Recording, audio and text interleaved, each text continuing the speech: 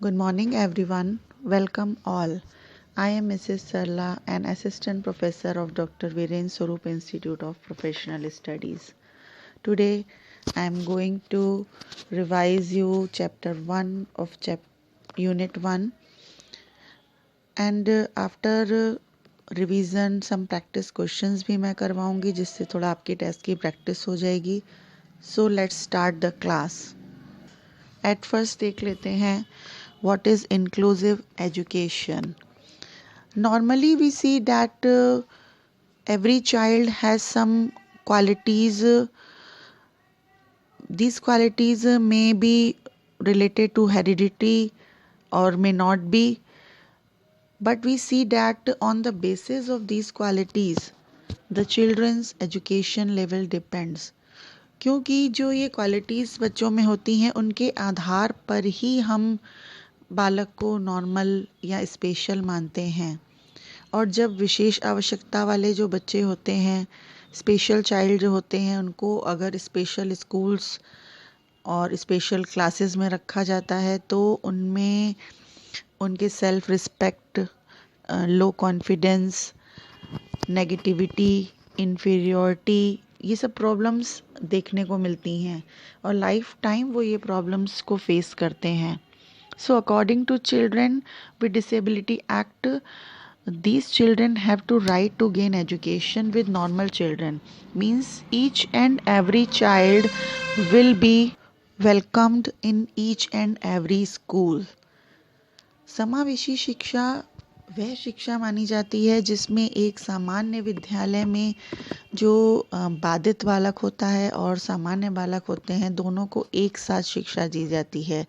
जो फिज़िकली या mentally disabled होते हैं, इम्पेयर्ड बालक होते हैं, सामान्य बालक की अपेक्षा देर से सीखते हैं. बट अगर हम कुछ उनकी डेली एक्टिविटीज़ को, कुछ ऐसी आदतों को, कुछ ज़रूरी चीज़ों को अगर उनमें परफेक्शन ले आते हैं, उनको सिखा देते हैं, तो वो बालक भी सामान्य बालकों के साथ बैठने के काबिल हो जाते हैं, वे भी उनके साथ शिक्षा ग्रहण करने लायक हो जाते है.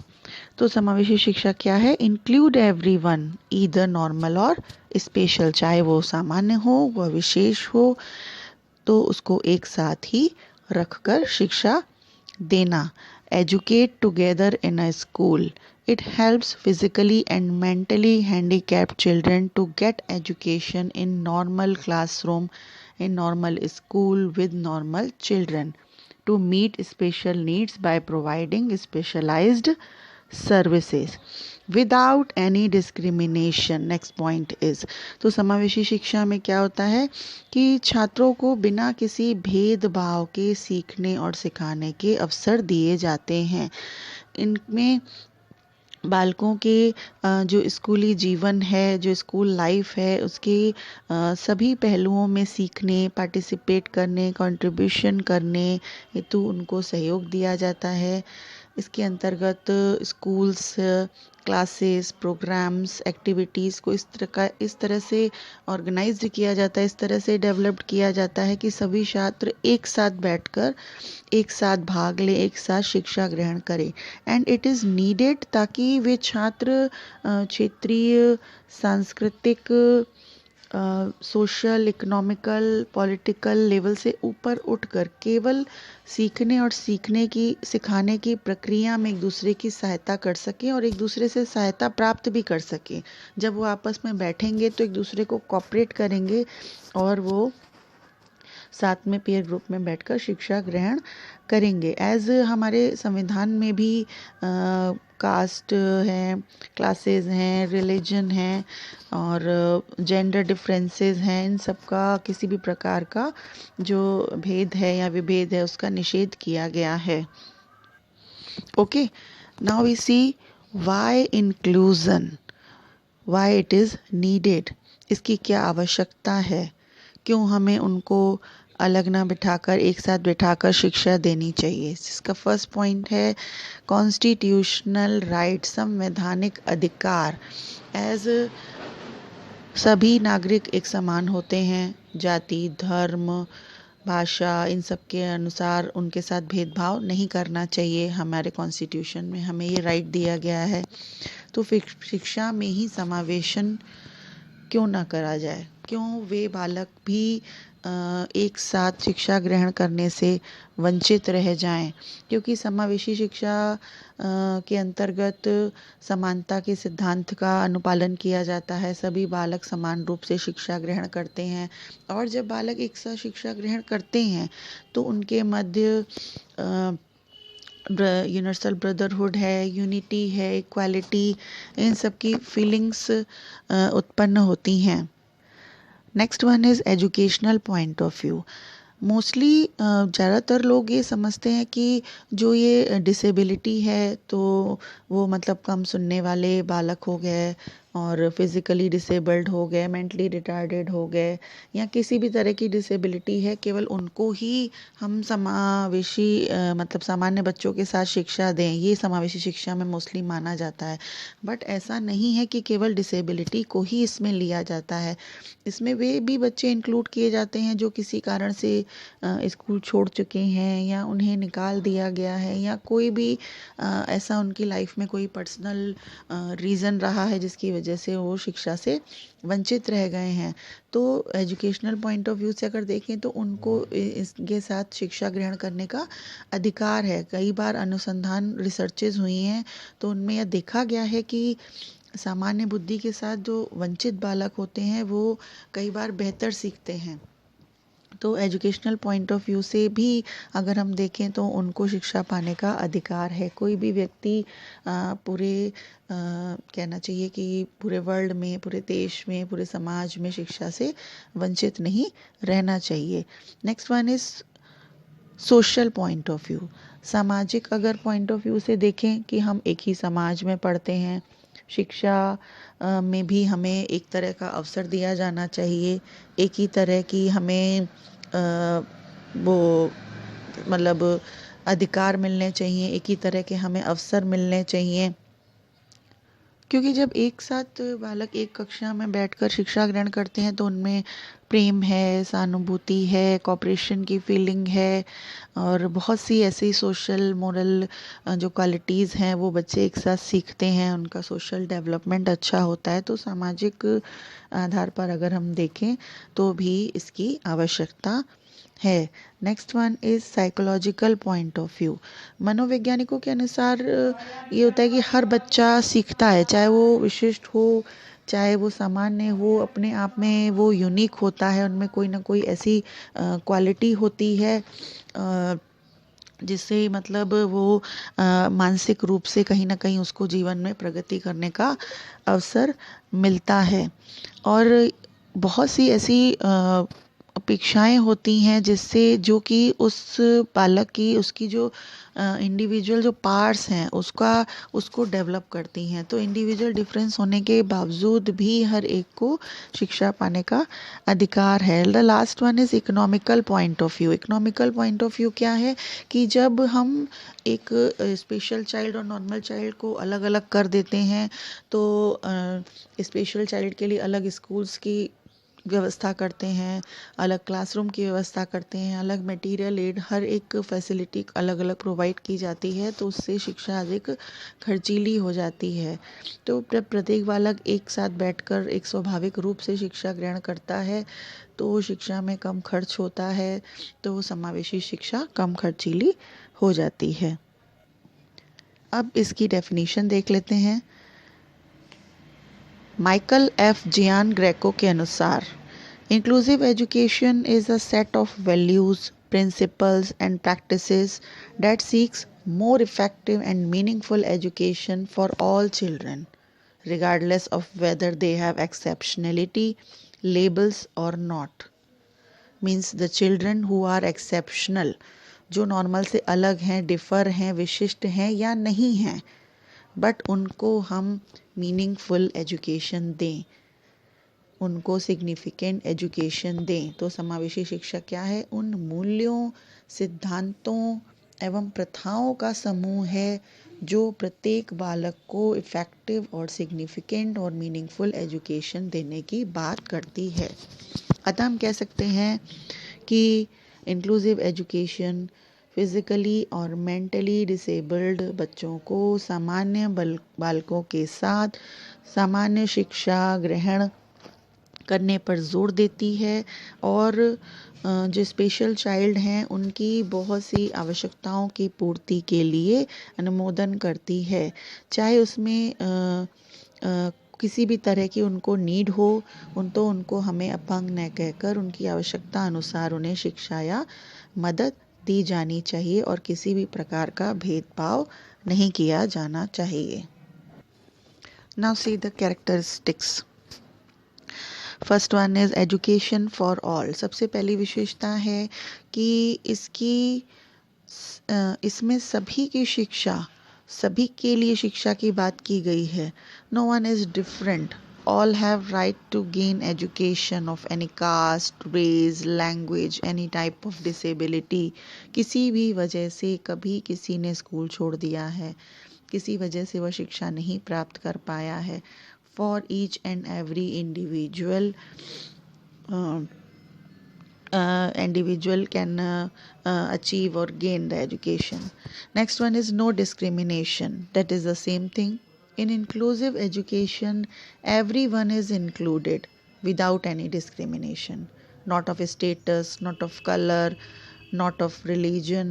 सभी को बिना किसी भेदभाव के, चाहे वो फिजिकल डिसेबिलिटी हो या मेंटल हो या लर्निंग हो, everyone is accepted, everyone is welcomed. Next one is fundamental right. Each and every citizen has to right to gain education. Our constitution has given this fundamental right to us कि कोई भी इससे वंचित क्यों रह जाए।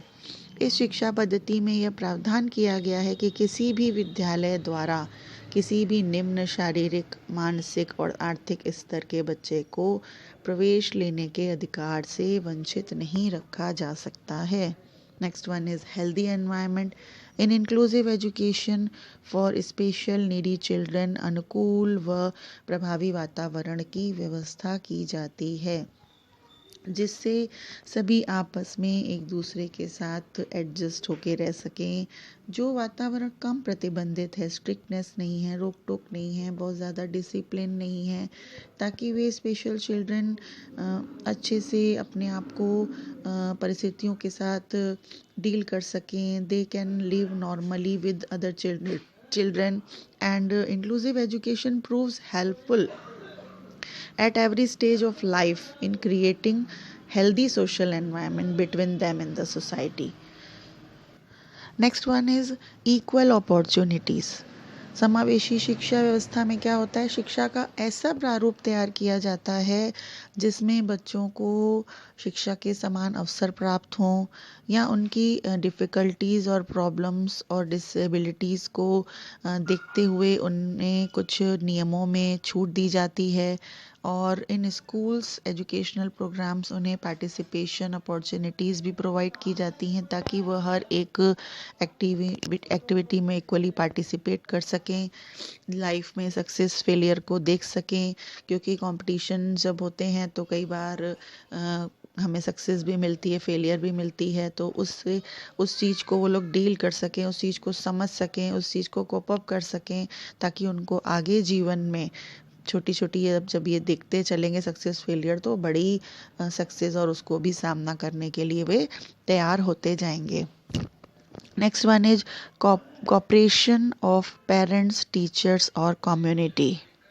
Inclusive education is based on the collective efforts of teachers, educationalists, parents, communities, इन सब का जो मिल के जो प्रयास होता है तभी ये सक्सेस हो पाती है। क्योंकि सभी का रोल जो है बालक के विकास को प्रभावित करता है। सबसे ज़्यादा पेरेंट्स और टीचर्स का। पेरेंट्स क्या है, अगर इस इंक्लूसिव ग्रुप का अगर उनको मेंबर बना दिया जाए या समय समय पर पीटीए मीटिंग होए, समय समय पर उनका इंटरेक्शन होए प्रिंसिपल के साथ, मैनेज कॉलेज वालों के, स्कूल वालों के साथ या टीचर्स के साथ, तो वे अपने जो बच्चे हैं उनकी, क्योंकि वही जानते हैं उनकी क्या नीड्स हैं, उनको क्या प्रॉब्लम्स हैं, वही उनसे डिस्कस करके उनको मतलब पूरी एक इन्फॉर्मेशन, पूरी तरह से विस्तृत जानकारी दे सकते हैं।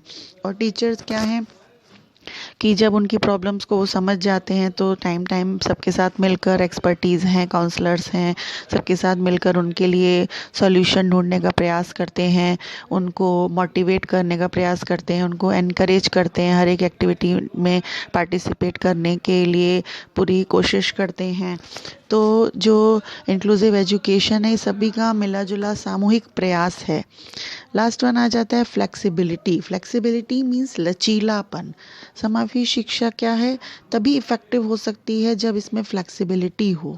जब किसी भी चीज़ में समय समय पर चेंजेस किए जाते हैं, परिवर्तन किया जा सकता है, तभी वह सक्सेस होती है। तो समावेशी शिक्षा की में भी बच्चों की नीड्स के अकॉर्डिंग अगर हम समय समय पर करिकुलम है, अरेंजमेंट्स हैं, एनवायरनमेंट है, इसमें थोड़ा थोड़ा चेंजेस करते रहेंगे तो वो सक्सेस और इफ़ेक्टिव हो सकती है। Now we see the principles of inclusive education. First one is principle of individual differences. हम नॉर्मली देखते हैं कि दो व्यक्ति होते हैं, उनमें बहुत से अंतर पाए जाते हैं, और कुछ तो ऐसे होते हैं कि मोस्टली ही सारी क्वालिटीज़ बिल्कुल उनकी अलग होती हैं, कुछ में कुछ समानताएं भी पाई जाती हैं, बट हर एक दूसरे से डिफ़र होता है। तो व्यक्तिगत भिन्नता क्या होती है कि किसी भी पर्सन की जो नीड्स हैं, उसकी इंटरेस्ट लेवल है, उनकी एटीट्यूड है, एप्टीट्यूड है, उनका इंटेलिजेंस है, सब एक दूसरे से डिफ़र होता है। Therefore in inclusive education, education is arranged keeping in mind the individual differences. इस व्यक्तिगत भिन्नता को ध्यान में रखकर समावेशी शिक्षा में शिक्षा की व्यवस्था की जाती है। Next one is principle of equality. Equality क्या है? समानता। समावेशी शिक्षा में एक ही विद्यालय में, एक ही कक्षा में इन दोनों को बालकों को, स्पेशल और नॉर्मल, एक साथ शिक्षा ग्रहण करने का अवसर दिया जाता है। ये बात हम बार बार पढ़ रहे हैं क्योंकि यही इसकी मुख्य बात है। उनकी नीड्स को ध्यान में रखकर शिक्षा की समान व्यवस्था की जाती है। They are provided all equal facilities, equal opportunities for education. Next one is principle of cooperation. If there is a cooperation of parents, peer groups, school, management, teacher, principal, doctor, counselor, इन सब का अगर cooperation है बच्चों को, तो जो शिक्षण का कार्यक्रम होता है वो बहुत ज़्यादा इफ़ेक्टिव बनाया जा सकता है, क्योंकि हर एक की अलग अलग जगह होती है। पेरेंट्स का जो रोल होता है वो उस बालक के बारे में ठीक से जानते हैं, क्या उसकी प्रॉब्लम्स हैं, क्या उसकी नीड्स हैं। वो जब इंटरेक्शन करते हैं स्कूल से एनरोलमेंट टाइम पर या एडमिशन टाइम पर, फिर टीचर से बाद में धीरे धीरे इंटरेक्शन होता है, तो वो उनको खुलकर उनके बारे में बताते हैं। फिर टीचर उस अकॉर्डिंग उनके लिए वो फैसिलिटीज़ या वो एनवायरनमेंट क्रिएट करने की कोशिश करता है। उसी अकॉर्डिंग, उनकी प्रॉब्लम्स की अकॉर्डिंग वहाँ पर काउंसलर की या डॉक्टर्स की व्यवस्था की जाती है। तो टीचिंग का जो ये प्रोग्राम है तो वो तभी इफ़ेक्टिव हो सकता है जब इन सब का साथ में कोऑपरेशन मिले। Next one is principle of non discriminatory education. Non discriminatory education यानी कि बिना किसी भेदभाव के शिक्षा देना। समावेशी शिक्षा में जाति, धर्म, लैंग्वेज है, फिजिकल डिसेबिलिटी है, मेंटल जो डिफरेंसेस हैं, लर्निंग डिसेबिलिटी है, किसी भी तरह से उनमें भेदभाव नहीं किया जाता है। बस इतना होता है कि जब बहुत ज़्यादा प्रॉब्लम होती है बच्चे में और वो तुरंत उसको हम सामान्य बालक के साथ नहीं बिठा सकते हैं, तो कुछ उनको ऐसी ज़रूरी चीज़ों में परफेक्शन दिलाकर, उनको थोड़ा सा अलग से डायरेक्शन देकर, थोड़ा सा उनको कुछ टाइम के लिए उनको प्रैक्टिस करवाकर, एक्सरसाइजेस करवाकर, उनको उस बारे में थोड़ा सिखाकर तब उनके साथ फिर बिठाने की व्यवस्था की जाती है। जब उन्हें उनकी डिसेबिलिटी को पहचान लिया जाता है तो उनको क्लासिफाई करके उनकी जो डिफ़िकल्टीज़ हैं, उनकी प्रॉब्लम्स हैं, उनको समय समय पर उनको टेस्ट करके उनके साथ उनका मतलब उनके साथ उनको कोप अप कराने की, डील कराने की कोशिश की जाती है। Next one is principle of interdependence, आत्मनिर्भरता का सिद्धांत। समावेशी शिक्षा में बालक को आत्मविश्वासी या आत्मनिर्भर बनाने का प्रयास किया जाता है। According to their ability their education is arranged by training them, उनको ट्रेनिंग देकर। Efforts are made to provide employment to them, कोशिश ये की जाती है कि उनको जिस तरह की उनके अंदर क्वालिटी है उनको उसकी ट्रेनिंग देकर उनको उनकी क्षमता के अनुसार रोज़गार दिलाने का प्रयास किया जाता है।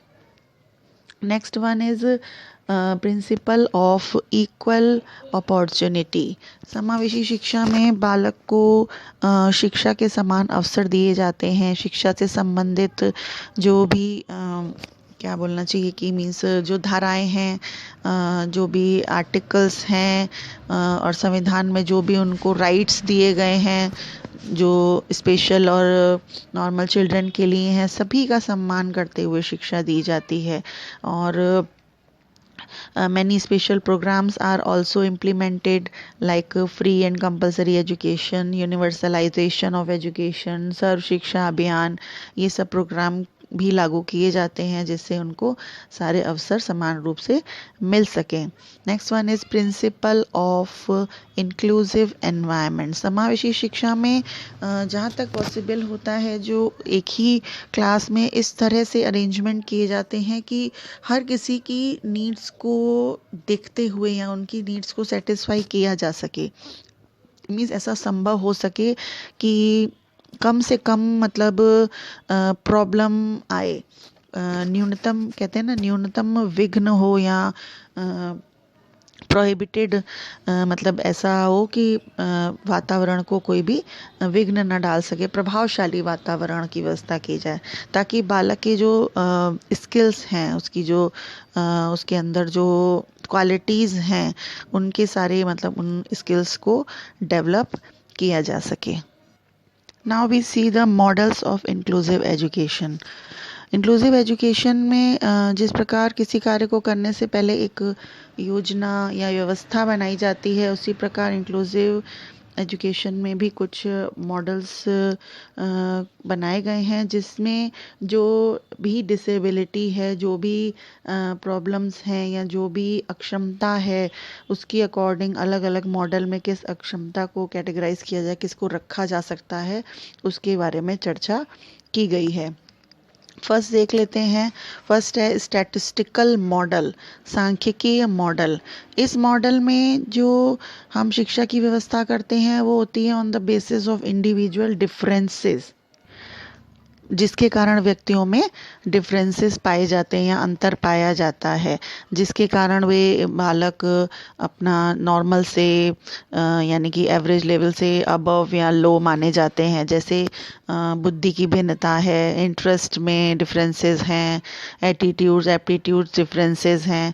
इसके लिए एक सामान्य वक्र बनाया जाता है, एक नॉर्मल कर्व बनाया जाता है जिसमें जो सेंटर में जो लाइन होती है वो हमारी नॉर्मल बालकों को दर्शाती है और जो उसके दाएं और बाएं जो भी लाइन होती हैं वो औसत से भिन्न बालकों को रखा जाता है। वो चाहे किसी भी मतलब रूप से बौद्धिक रूप से जो उनमें भी जो अक्षमता हो उन बालकों को रखा जाता है। Next one is oral communication model. इस मॉडल में वे बालक आते हैं जिनमें means who have problems with oral conversation और इंटरेक्शन और communication. There are two types of children. इसमें दो तरह के चिल्ड्रन होते हैं। फर्स्ट तो होते हैं स्पीच डिसेबल्ड चिल्ड्रन, वाणी बाधित, जैसे अक्लाने की समस्या होती है, स्वर दोष होता है और जैसे बोलने में थोड़ा सा हड़बड़ाहट होती है। Second one is language disabled बालक, यानी कि जो भाषा की अक्षमता होती है, भाषा अक्षम होते हैं। जैसे जो सामान्य बोलचाल की भाषा है या वो हम नहीं बोल पाते हैं ठीक से, या अपनी मातृभाषा को ही बोलने में कठिनाई होती है। अर्थात ऐसे बालक जो अपने जो व्यूज़ हैं, थॉट्स हैं, अपनी फीलिंग्स हैं, उसको दूसरे तक ठीक से नहीं पहुंचा पाते, नहीं एक्सप्रेस कर पाते। तो इन बालकों के लिए विशेष वातावरण या विशेष कार्यक्रमों की व्यवस्था होनी चाहिए। वे बालक इस मॉडल के अंतर्गत आते हैं। नेक्स्ट वन इज मेडिकल और biological model. Under this model, those children come in which there is a physical difference, यानी कि जो शारीरिक रूप से अक्षम बालक होते हैं वो इसके अंतर्गत आते हैं। As physically disabled child, as by birth disability है किसी को, disability due to an injury, कोई इंजरी हो गई है, और पेरेंटल डिसेबिलिटी है, प्रीनेटल डिसेबिलिटी है, जो कि मतलब जन्म के पूर्व ही कुछ ऐसी प्रॉब्लम आ गई है। तो शारीरिक रूप से अक्षम बालक अपने आप को मानसिक रूप से भी कमज़ोर मानने लगता है, क्योंकि वह दूसरों पर निर्भर रहता है। अतः इनकी शिक्षा की जो व्यवस्था है वो मनोवैज्ञानिक सिद्धांतों के आधार पर की जानी चाहिए। Next one is cultural model, सांस्कृतिक मॉडल। इस मॉडल के अंतर्गत जो लर्निंग डिसेबल्ड बालक होते हैं उनको रखा जाता है, जैसे सोशल कल्चरल रूप से जो अल्पसंख्यक हैं, वंचित हैं, जिस जो मतलब अपनी जो ये वंचितपन है जिसके कारण वो थोड़े से मानसिक रूप से कमज़ोर हो जाते हैं, ये सब बालक जो होते हैं सामान्य बालकों से भिन्न होते हैं, इनकी संस्कृति इनसे भिन्न होती है। अतः सांस्कृतिक रूप से जो भिन्न बालक हैं उनको विशेष शिक्षा का अधिकार प्राप्त होता है। सांस्कृतिक भिन्नता सामाजिक आर्थिक कारणों से ज़्यादातर उत्पन्न होती है, उनकी जो समस्याएं होती हैं वो सामान्य बालकों से उनको भिन्न कर देती हैं, इसीलिए उन्हें एक समान एनवायरनमेंट दिया जाना चाहिए, फेवरेबल एनवायरनमेंट दिया जाना चाहिए, जिससे वो शिक्षा ग्रहण कर सकें। The last one is psychosocial model. In this model, those children came who are emotionally different and are unable to express their feelings, जो संवेगात्मक रूप से कमज़ोर होते हैं, संवेगात्मक रूप से भिन्न होते हैं, अपनी भावनाओं को ठीक से दूसरों के आगे एक्सप्रेस नहीं कर पाते हैं उनको, और जो भी इमोशनली इम्बैलेंस्ड जो प्रॉब्लम ऐसे बालकों में होती हैं तो उनमें एडजस्टमेंट की प्रॉब्लम नेचुरली ही आ जाती है। जो संवेगात्मक रूप से भिन्न बालक होते हैं वो मोस्टली कुसमायोजन का शिकार होते हैं, अपने जो आसपास का एनवायरनमेंट है उसमें ठीक ढंग से उनसे कोप अप नहीं कर पाते हैं, इंटरेक्शन नहीं कर पाते हैं। अतः इन मनोसामाजिक रूप से जो भिन्न बालक हैं उन पर विशेष ध्यान देने की आवश्यकता होती है। ऐसे तो हमें देखने में लगता है कि वो नॉर्मल हैं, पर बहुत ही जल्दी वो अग्रेसिव से और थोड़े से उसमें आ जाते हैं कि उनको संभालना बाद में मुश्किल हो जाता है। तो इन्हें सामान्य बालकों के साथ जब हम रखते हैं तो उनके विभिन्न कार्यक्रमों के द्वारा कोई एक्टिविटीज़ होती हैं या उनके कोई अच्छा फ्रेंड सर्कल बन जाता है, अच्छा टीचर हो जाता है, तो वो अपने आप को एक्सप्रेस करने के जब उनको हम अपॉर्चुनिटी देते हैं, अवसर देते हैं, तो धीरे धीरे उनमें एडजस्टमेंट की फीलिंग आ जाती है। धीरे धीरे वो through this programs they gradually learn to adjust, will adjust करने के लिए सीखते रहते हैं और दूसरों से मोटिवेट होते रहते हैं। So these are some models of inclusive education. अब हम कुछ क्वेश्चंस की प्रैक्टिस कर लेते हैं। हालांकि अब आप लोग 2 बार टेस्ट दे चुके हो, मैंने क्लास में भी आप लोग को हर एक चैप्टर के बाद क्वेश्चंस की प्रैक्टिस कराई है, तो आपको आइडिया है किस तरह के क्वेश्चंस आते हैं। बट थोड़े से क्वेश्चंस की प्रैक्टिस कर लेते हैं।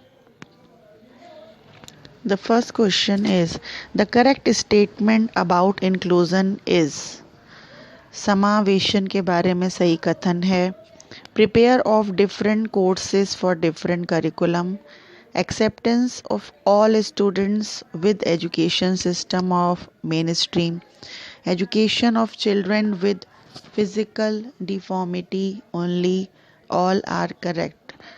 तो पहला क्या है, prepare of different courses for different curriculum, विभिन्न छात्रों के लिए अलग अलग पाठ्यक्रम तैयार करना। तो यहाँ क्या हुआ, छात्र भी अलग हुए विभिन्न, और करिकुलम भी क्या हुआ, अलग अलग हुआ। और समावेशी शिक्षा में हम किसकी बात करते हैं, सबको एक साथ इंक्लूड करने की। नेक्स्ट क्या है, acceptance of all students with education system of main stream, किसकी बात की गई है, ऑल की बात की गई है, सभी विद्यार्थियों की एक्सेप्टेंस, सभी की स्वीकृति। तो समावेशन में हमेशा हम सबकी बात करते हैं, education for all students, education in same school, education in same class. तो ऑल की सेम की बात करते हैं, वो क्या होती है, इंक्लूसिव में, इंक्लूजन में। तो हमारा कौन सा ऑप्शन राइट होगा, सेकंड वन, क्योंकि थर्ड में क्या है, education of children with physical deformity, केवल जो शारीरिक रूप से अक्षम है केवल उनकी शिक्षा की बात की गई है। तो इंक्लूसिव किसकी बात करता है, सभी की शिक्षा की बात करता है। तो second option is correct option. Next one is which is not the characteristic of inclusive education. Inclusive education की जो विशेषता नहीं है, क्या है, normal mental development is possible. Normal mental development, सामान्य मानसिक विकास संभव होता है, सही है। इंटीग्रेशन इज पॉसिबल, एकीकरण होता है, संभव है, सही है। Based on the principle of equality, समानता के सिद्धांत पर आधारित है। अभी हम इतनी देर से बार बार इस चीज़ को पढ़ रहे हैं। It discriminates in normal and special children, ये आपका अलग हो गया क्योंकि वह सामान्य और स्पेशल चिल्ड्रन में भेदभाव नहीं करती है। तो ये वाला ऑप्शन हमारा रॉन्ग हो गया। Next one is the first development of inclusive education was. जब हिस्टोरिकल पर्सपेक्टिव मैंने पढ़ाया था तब भी मैंने ये क्वेश्चन आपको कराया था कि इसका जो सर्वप्रथम विकास है वो कहाँ हुआ, Europe, America, China, India. Europe में इसका सबसे पहले विकास हुआ था। Next one is the base of inclusive education is, क्या उसका बेस है, दर्शन से रिलेटेड है, मनोवैज्ञानिक है, मनोविज्ञान है या समाजशास्त्र है, सब है। जिस तरह से नॉर्मल एजुकेशन की बात होती है उसका आधार हमारा फिलॉसफी भी होता है, साइकोलॉजी भी होता है, सोशल भी, और इसीलिए आप लोग के बीए के करिकुलम में ये ज़रूरी चीज़ें रखी गई हैं। तो इस तरह से इंक्लूसिव एजुकेशन का बेस भी तीनों होता है। तो इसका आंसर होगा all. The main element of inclusive education is, इसका मुख्य तत्व क्या है। वैसे तो जो अगर हम मेन एलिमेंट केवल और केवल एक मेजर एलिमेंट की बात करें तो स्टूडेंट ही होता है, बट जो करिकुलम है और टीचर है इनका भी बराबर में रोल होता है, केवल स्टूडेंट अकेले कुछ नहीं कर सकता है। तो इसका भी आंसर ऑल होगा क्योंकि ये शिक्षा की त्रिध्रुवीय प्रक्रिया के अंतर्गत ये तीनों आते हैं। तो इसका आंसर भी ऑल होगा। Next one is which characteristic of a teacher is least important in inclusive education. शिक्षक की ऐसी कौन सी विशेषता है जो सबसे कम महत्वपूर्ण है। सेंसिटिविटी टूवर्ड्स चिल्ड्रन, संवेदनशीलता बच्चों के प्रति होनी चाहिए, ये महत्वपूर्ण है। Patience and affection for children, हमें धैर्य और स्नेह की ज़रूरत होती है बच्चों के लिए, पेशेंस बहुत ज़रूरी है एक टीचर के लिए। Knowledge of students with disability, समावेशी शिक्षा की जब हम बात करते हैं तो हमें हर तरह की डिसेबिलिटी की नॉलेज होनी चाहिए। जब हम उस डिसेबिलिटी की नॉलेज होगी तभी हम बच्चे को पहचान पाएंगे, उसकी प्रॉब्लम्स को पहचान पाएंगे। सोशियो इकोनॉमिक स्टेटस, अब ये सोशियो इकोनॉमिक स्टेटस चाहे वो टीचर का हो चाहे स्टूडेंट का हो, दोनों की ही बात आ जाती है, तो उसका वो इतना ज़्यादा इम्पोर्टेंस नहीं रखता है। तो लीस्ट इम्पॉर्टेंट पार्ट क्या हुआ, socio economical status. The next one is the characteristic of learning disability is, learning disability जो है अधिगम अक्षमता है, उसकी मुख्य विशेषता क्या है। उसमें रीडिंग की दिक्कत होती है, राइटिंग की प्रॉब्लम होती है, कम्युनिकेशन प्रॉब्लम होती है। तो ऑल, इसका ऑप्शन होगा सही, ऑल। नेक्स्ट वन है which is the objective of inclusive education। inclusive education का उद्देश्य पूछा जा रहा है, क्या होता है। emphasize on resource teachers training, सही है। emphasize on education of all categories of learners, सभी तरह के लर्नर्स की शिक्षा की बात की गई है। emphasize on disabled learner, disabled learner की शिक्षा की बात की गई है। या emphasize on special education, emphasize on resource teachers training. बात ये इसमें पूछा गया कि सबसे मुख्य उद्देश्य क्या है। तो मुख्य उद्देश्य क्या है, मैंने अभी तुम लोग को पहले भी बताया कि इसमें ऑल की बात की जाती है, सभी की शिक्षा की बात की जाती है। तो इसका सेकंड ऑप्शन राइट है, emphasize on education of all categories of learner, सभी तरह की श्रेणियों की विद्यार्थियों की शिक्षा पर एम्फेसाइज करना चाहिए या जोर दिया जाना चाहिए। Next one is the term inclusion means educating a child with special need in the regular classroom. जो इंक्लूसिव चाइल्ड है, जो स्पेशल नीडी चिल्ड्रन हैं, तो इंक्लूज़न की जो इसमें मीनिंग पूछी गई, इसमें ये पूछा गया है कि क्या रेगुलर क्लासरूम में किस तरह से कितनी देर के लिए उनको शिक्षित करना चाहिए। तो ऑप्शंस हैं इसमें, for some time, most of the time, full time, during social activities in the school. तो बात सही है, इसमें क्लियर समझ में आ रहा है। कुछ समय के लिए हमें नहीं सिखाना है, बहुत ज़्यादा समय के लिए भी नहीं।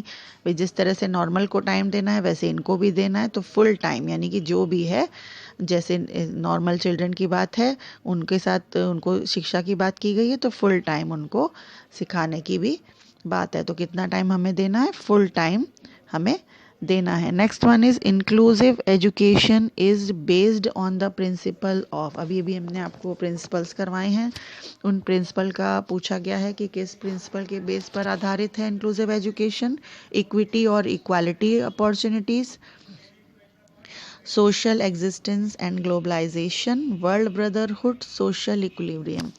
इक्विटी और इक्वल समानता की सिद्धांत की बात इसमें की गई है, समानता के अवसर के सिद्धांत की। तो फर्स्ट ऑप्शन इसका करेक्ट है। Inclusive education believes that we have to change the dash according to the dash.